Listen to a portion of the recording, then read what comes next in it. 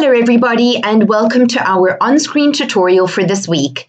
This week we're going to be chatting about how to identify online fraud.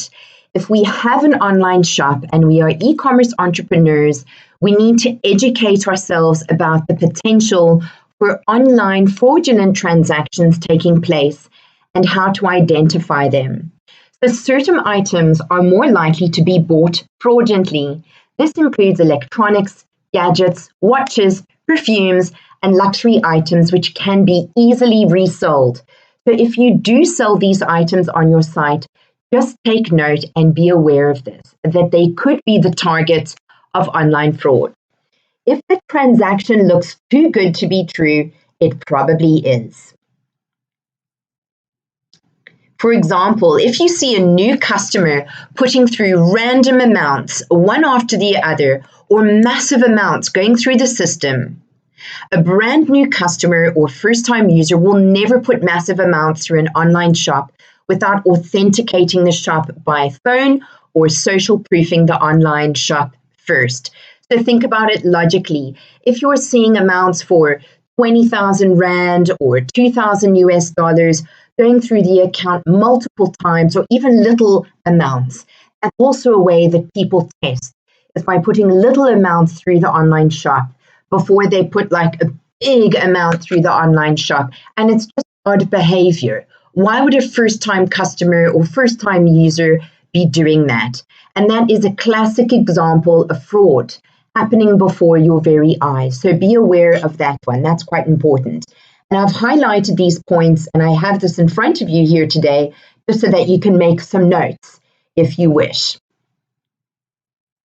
Also, if multiple amounts of the same item are being bought simultaneously, for example, if you see the same bottle of perfume being bought 6 times, or the same luxury watch or costume jewelry watch even being bought 5 or 6 times, anything in multiples of luxury items is also the potential for online fraud. When you look in your order dashboard, be certain that people are using their full name and surname. No funny business, like no odd names that don't make sense or, gobbledygook. That's really not the way that we place orders online. It needs to be done properly. Also, make sure that the customer has an authentic email address, preferably a work email, which I know is not always the case. It will usually be, a Gmail or a Yahoo or a Hotmail, but it really does need to have a feel as though this is an authentic email address.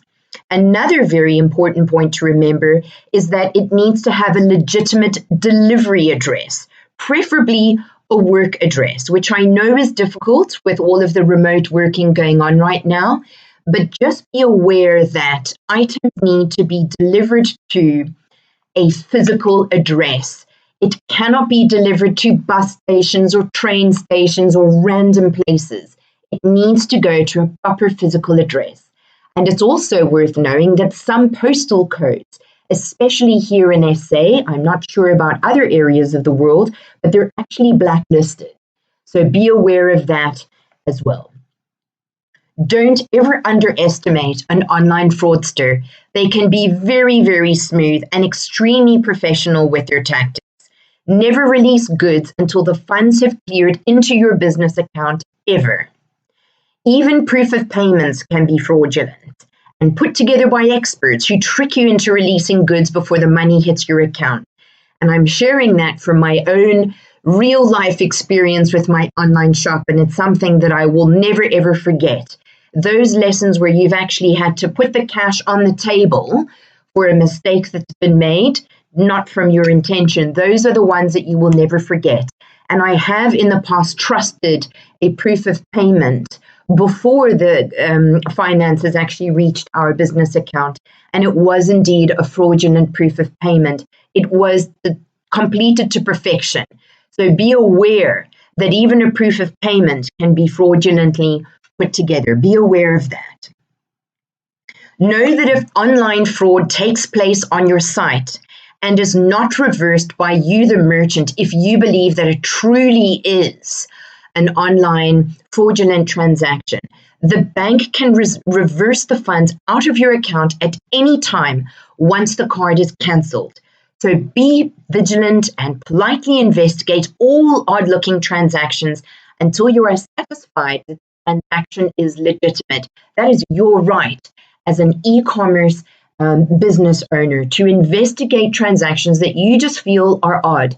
And don't be shy or scared to reach out to your customers and ask them for further identification. In our next little on-screen tutorial as a follow-up to this one, I will be sharing with you ways that you can actually engage with the potential fraudster or maybe just a normal customer, just asking them to validate their transaction in more detail. So we will be covering that next time. But I do hope today that these points have assisted you in learning how to identify online fraud. Thank you for joining me this week, and I look forward to seeing you next time.